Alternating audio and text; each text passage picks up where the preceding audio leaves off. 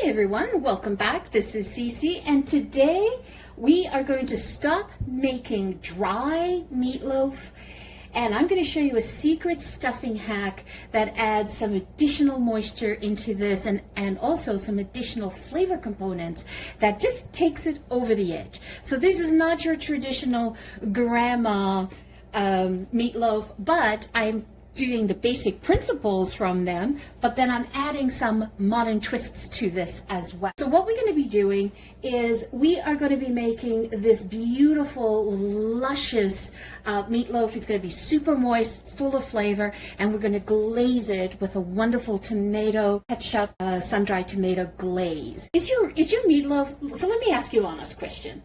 Is your meatloaf always coming out dry and bland?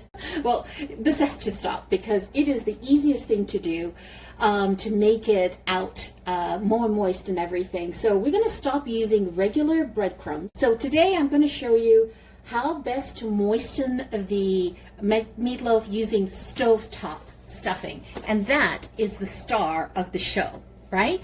It could be any flavor. It could be turkey, it could be chicken. You can combine it with rice. It's, it's whatever is available, whatever you have in the pantry or that you've picked up, that will do. So I'm going to show you the best moist stovetop stuffing meatloaf recipe, and it is a basic recipe, and I've got my personal little hacks on here, so you will see everything sort of take it up to the next level. We're going to zhuzh it up to the nines, right? But it's all basic ingredients you should have in your pantry and your fridge, so don't worry. It's just about using what you have and adding an extra dimension. So this isn't just a popular comfort food.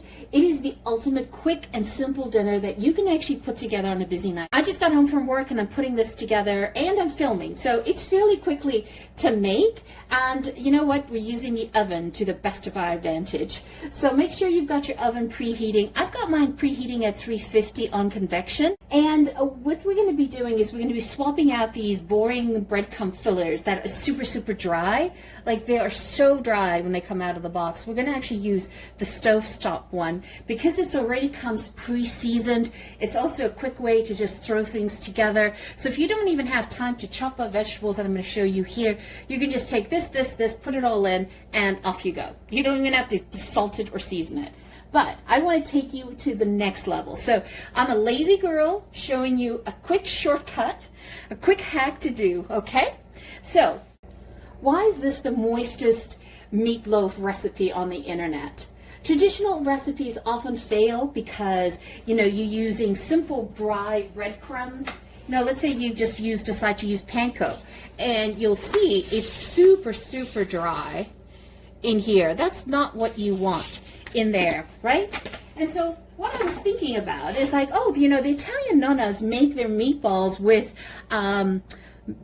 wet bread and milk. So I was kind of doing a take off of that. And also the traditional breadcrumbs they're so dry that they soak up the meat juices, right? Without adding any flavor. By using a box stuffing mixed hack, you're going to get the herbs, you're going to get the aromatics coming out from the stuffing as well. This is a high protein dinner idea that solves that dry meatloaf problem that you've had. And it's also going to be giving you a quick way to make dinner. And it tastes just like Sunday feast, right? So that's the important thing to know. And it's also a great little recipe to have in your pocket as your new go-to. That's how simple it is. Now let's go through the ingredients.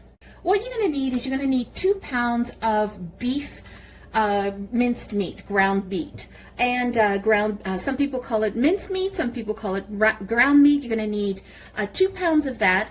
And I would recommend you get the 80-20 combination. You need a little bit of fat in there so that you can get the juices. If you go completely lean or if you go like extra lean, it's just not going to work. If you're going to be doing turkey or chicken, you're going to need to find ways of adding moisture back in because it's not going to get that nice moistness that you're looking for. You're going to need 1 box of stovetop. Let me try that again. 1 box of stovetop stuffing. Try saying that quickly. I always get muddled up. Any flavor will do. And then you're going to need 2 eggs, and that's going to be your binder. And you're going to need 1 cup of water or beef broth. Now, I have 1 cup here of beef broth, but what I use is I actually use this beef concentrate here.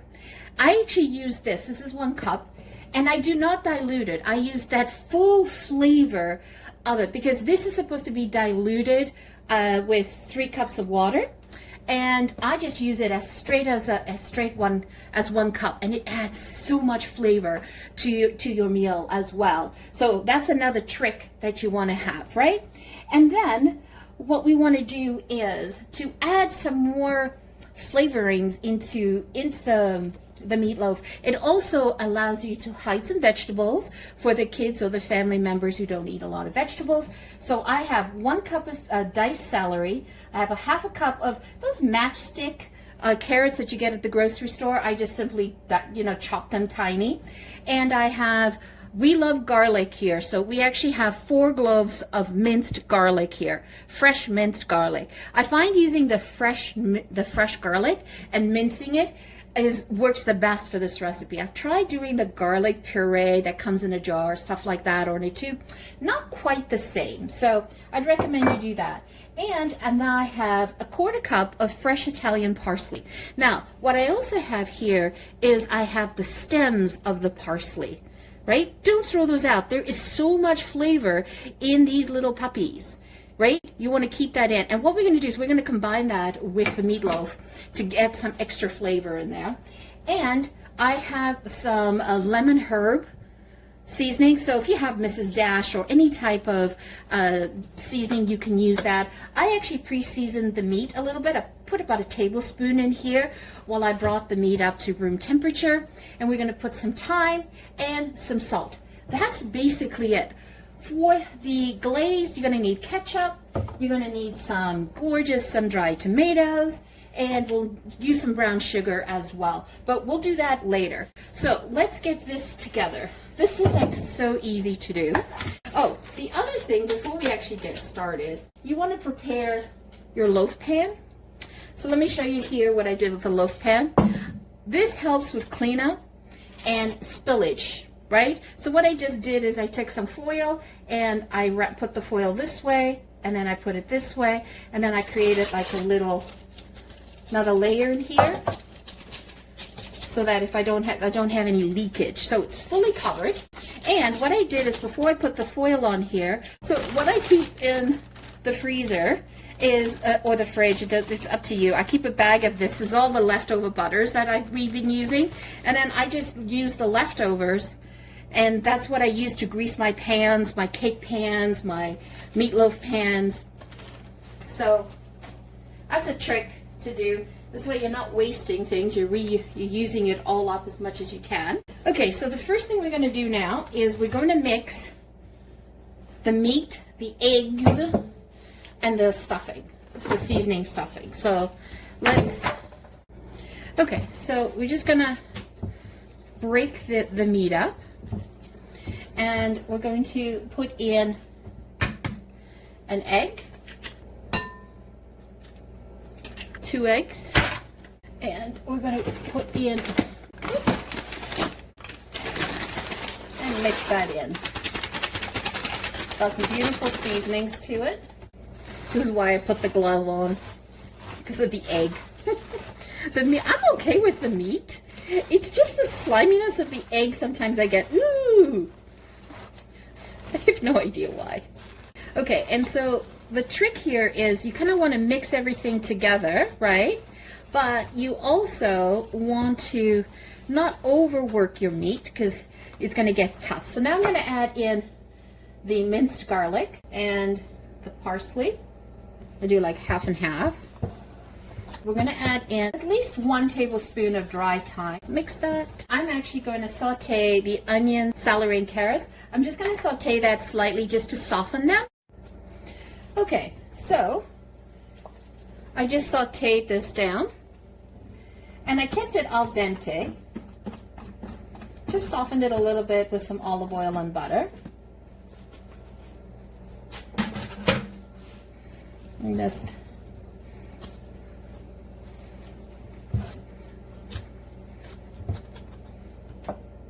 add some more parsley, all the parsley, and then we're going to add in half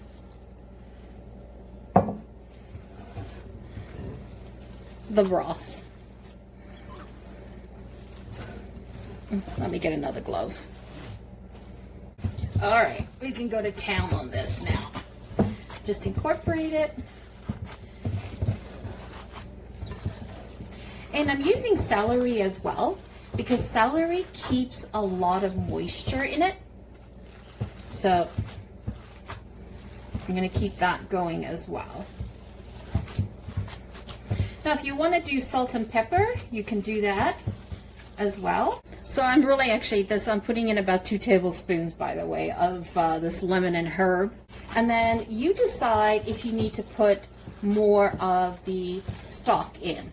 I think that a half a cup was sufficient enough for me, so we'll leave it at a half a cup. So you always kind of want to judge everything. Okay, so now we'll grab this.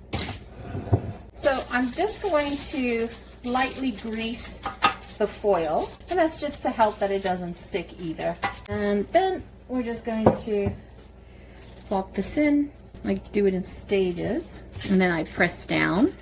This is a 9x5 loaf pan, and I love having meatloaf, you know, in the fridge for next day lunches. Remember that old-fashioned sandwiches you would have? You would have a meatloaf sandwich for lunches for school. Do you remember that? If any of you guys had that, put that in the comments and let me know. Now, if you didn't put the fillings like I did, 2 pounds would fit perfectly in this 9x13. But I did add some fillings, so it does take up some space. So I'm going to see if I can get as much of the meat. A good slap. Press it in. I said I set my oven at 350 with convection. I'm now going to set it to 375 non-convection. Okay, so what I like to do is I like to put this, definitely like to put this on a cookie tray, on like a tray here. And the reason why is in case I have any spillage, but I also just raise my corners a little bit here. All right, so let's get this in. Okay, so this is now ready for the oven. Always like to kind of shake it. Perfect. So we're going to put it in there for 40 minutes, and then we're going to top it with the glaze. I tend to put it on the middle rack or the lower rack possible so that it doesn't burn on top. That's just another way that I prevent from oopses when I might forget it in the oven. Okay, so what we're going to do is the glaze. So you want to take about, I don't know, probably want about 2 tablespoons or so. And you just want to dice this. You do still want to see them in the glaze, so you don't want to puree it. Let's put that, so first let's take a half a cup of ketchup, and then we're going to add in the sun-dried tomatoes. And we're going to add in 1 tablespoon of brown sugar. Okay, and remember I said that we're going to increase the flavor to another level. So I'm going to use some balsamic vinegar. I'm going to use a teaspoon of that. Actually, let's do half a teaspoon. Okay, we'll do a teaspoon. Go with my first inclination. So that's a beautiful balsamic vinegar. I'll show you the brand. It's nice and thick. So you see how syrupy it is? That is perfect. So now with adding the brown sugar, and the ketchup's a little sweet as well because there's sugar in the ketchup. So this is just going to offset the sweetness. That doesn't look good. So now I put the loaf in the oven and it's there. There's 8 minutes left. So what I'm going to do now is I'm going to baste it, and then we're going to leave it in for an additional 15 minutes. And so what you're looking for is you're looking for a temperature of 160 degrees Fahrenheit on the loaf. That's when you know the internal temperature. If it's at that amount, it is already baked. And you'll see, because there's so much moisture in the meatloaf, you don't get a lot of shrinkage. So that's also a bonus. See, that's just enough. Just baste into the corners. I don't like a heavy glaze, personally. If you do, by all means, you know, double up the recipe and have like a quarter inch glaze on the top. But that's not my jam. Then what I like to do at the end of this, just before I take it out of the oven, I'm going to sprinkle some Parmesan cheese on top of the glaze. All right, let's put that back in for another 15 minutes or until you hit 160 Fahrenheit. Okay, let's take a look at that. Doesn't that look yummy? We're going to lift this. Oh, wow. And look at that. I just want you to see all the extra oil. Now, don't throw that out. Keep that just in case we need that as an emergency. So what I did is after it hit 160, I put a little bit of Parmesan cheese on top of the glaze, like I had mentioned. Look at that. Doesn't that look awesome? I love eating these little bits. Okay, so let's transfer this onto a dish. Let's see if I can do it this way. Perfect. Woo! Hot. Look at that extra moisture that we have. Doesn't that look so scrumptious? Wow. All right, let's cut into this. I can't wait. I should wait for it to cool down a little bit, but just cannot wait. Just dying to get in there. Look at the juice coming out. Wow, that is super moist.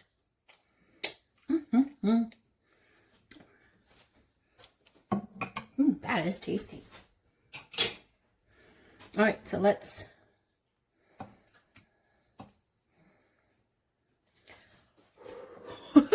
it's a little hot, just a little. Oh yes, so moist and so flavorful. That is awesome. Look at that, perfectly glazed, incredibly moist, and it took like less than 10 minutes of prep. This is like the best meatloaf for busy nights, seriously, and you need it in your go bag. Something to pull out whenever you need it. And if you want more easy, quick dinner hacks or budget-friendly meals, then hit subscribe and join the community. Drop a comment below. Let us know. Do you prefer it sweet? Do you prefer it savory on your meatloafs? Do you prefer the meatloaf the day after? Many people prefer meatloaf the day after, right? Because it's more solid, more solidified. But I like it either way. I'm super happy. So happy. So once again, thank you so much for joining me. Always greatly appreciate it. If you have not hit that subscribe button, hit that now. Help us grow our channel. We're trying to hit 1,000 subscribers, and we are a small creator site, and we're looking for everybody's support. Once again, thank you so much for joining me. Always greatly appreciated. If you have not yet subscribed, hit subscribe now. We would love you to join the community. And for those who have already joined, thank you so much for your love, and thank you so much for coming back and watching our videos. Always greatly appreciated from the bottom of my heart. Once again, thanks for joining me. Ciao for now. Happy meatloafing. Absolutely love it. It is a basic, but it's so yummy. Look how moist this is. And I still have extra. Let me show you. That's how much extra that we have that we could literally pour onto the meat if it was too dry.